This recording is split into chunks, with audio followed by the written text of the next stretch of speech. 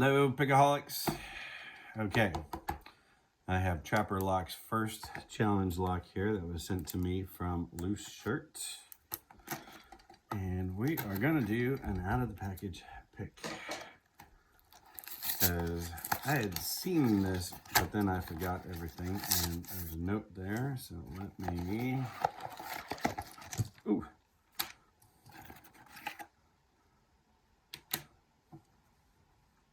Museum of Art. Where? When? Mailer. Key. Answer key. TrapperLock. When? Log. Okay. Set that aside. Let me see if this is anything. Dear Kurt, please find Trapper's first challenge lock. He did it great, and I hope you enjoy picking it. I added a log for him with the next few pickers. And then the other stuff is a little bit on the personal side. So, and I have to send him some stuff back. And Taubman Museum of Art, a magnet.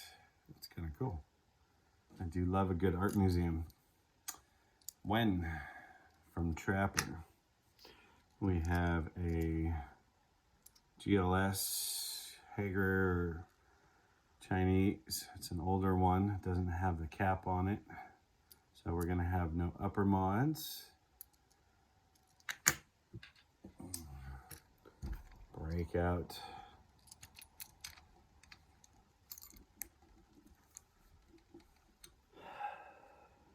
Device. Gonna fit in here? You are.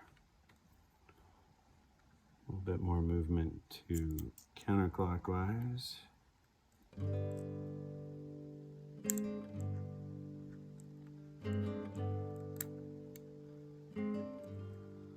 Pens are instantly kind of sticky. Couple clicks and a little counter rotation, and then we lost what little false set there was. There's that false set, but it's still giving counter rotation.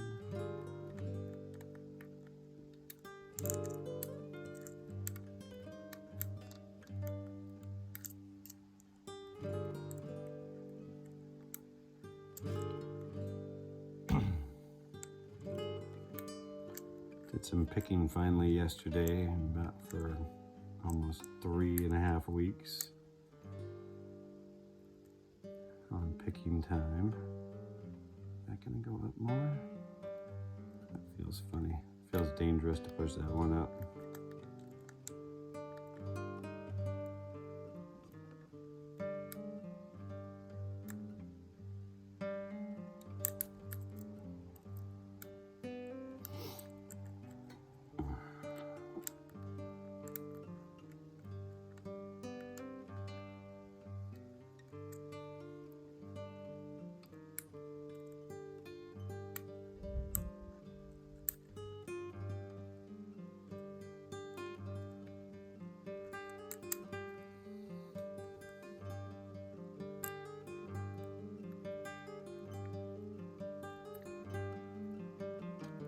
Let's try pushing it up. Yeah, I thought that was dangerous. Back one, number 6 is like a little T-pin.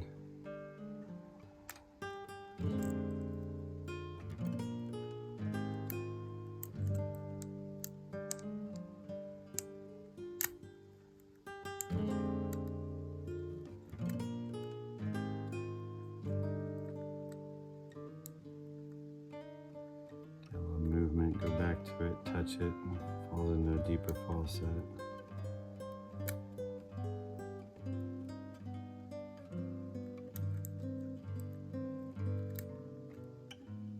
Stay springy if you overset a pin.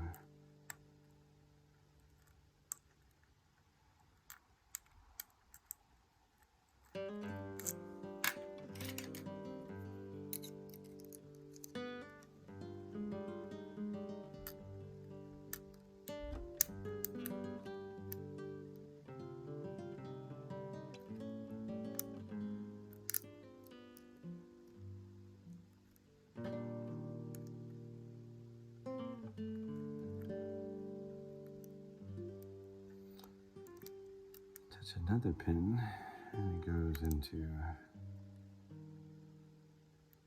full set with counter rotation. Why don't you want to go up?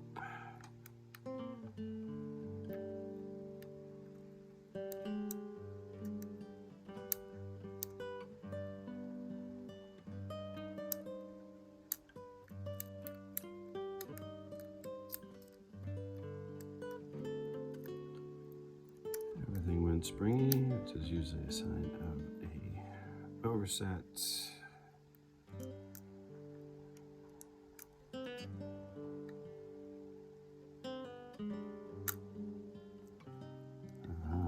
Six does have to go up higher. There's a nice full set there.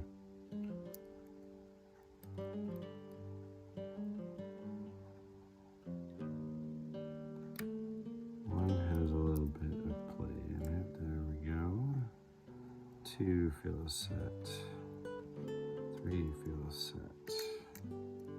Four definitely has some play because I touched something and we're open. There we go. That's nice. The back cap's on a little bit tight. But let's take a peek. See what we've got in here.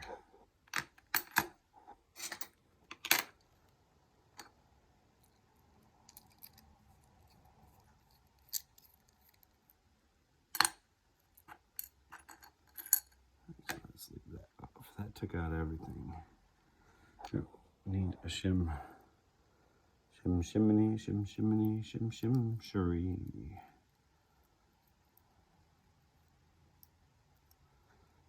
One shot, get in there. There we go. Some pretty sharp ones. Yep. Come on. Fingers got a little bit of sweat on them. They don't want to get in on that last one. There we go. Now, yep. Pins up.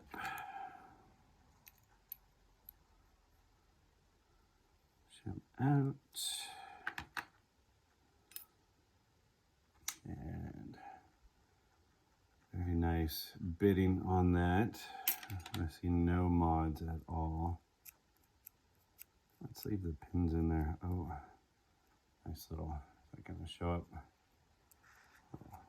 Overset thing. Let's leave those in for a minute. Pull out the drivers and let's see what they look like.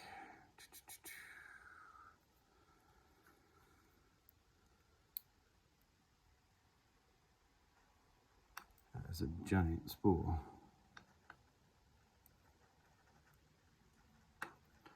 And steel springs that you find in these.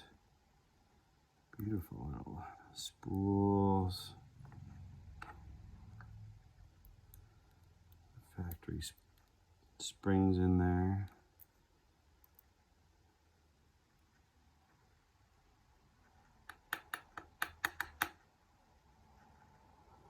Come on. What about number 3? Might be upside down. But I'll go back and look at loose shirts. I'm sure he took it out the same way he put it in.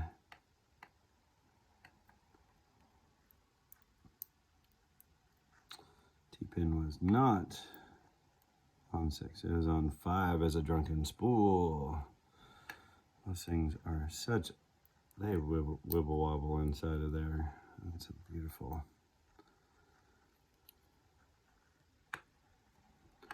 Serrated ones. And we just messed that up. So let's take a look here. Number 1 is a beautiful spool, but it looks like it was made from a quickset bottom pin. How it's chamfered at the bottom.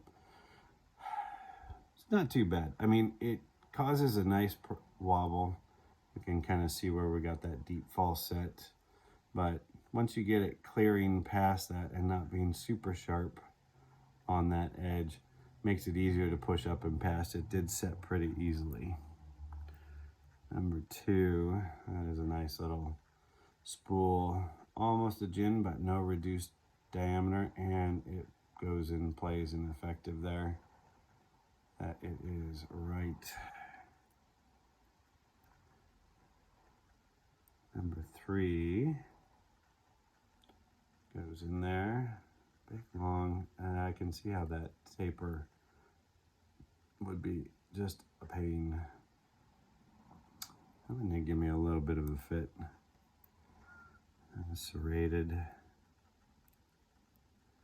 I have to go up 2 serrations.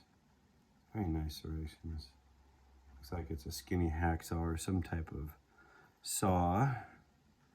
And then the T-pin drunken spool.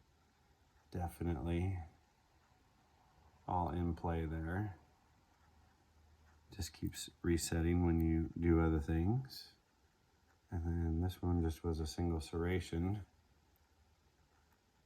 for its shear. Very nice. A lot of fun. Let's take all the pins out.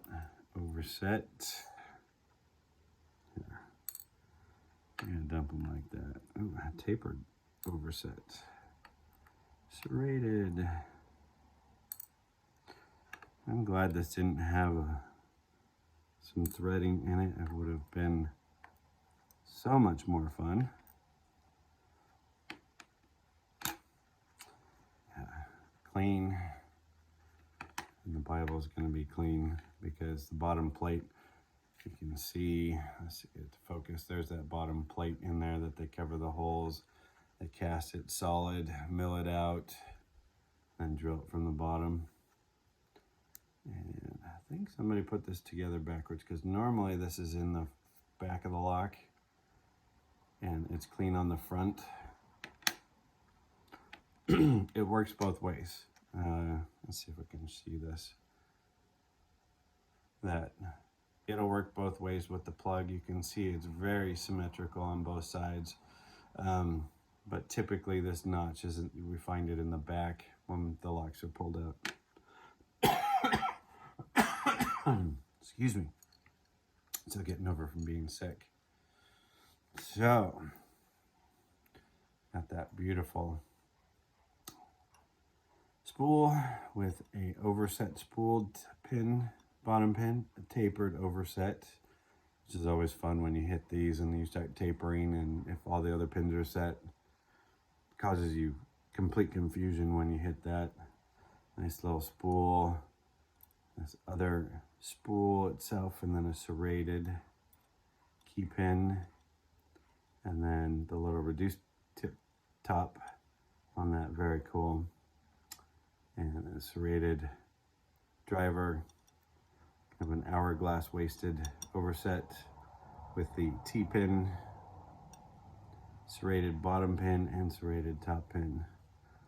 That is very nice for a first challenge lock. A lot of fun. I see my video is just as long as Loose Shirts. Perfect. So this is TrapperLock's first challenge lock win. A lot of fun. I'll be passing this on. You know what? I think I'll send this to Lady Locks. I've got to send her some other stuff too, so she can have some fun. Everybody have a good evening. Thank you, and we'll see you on the next one.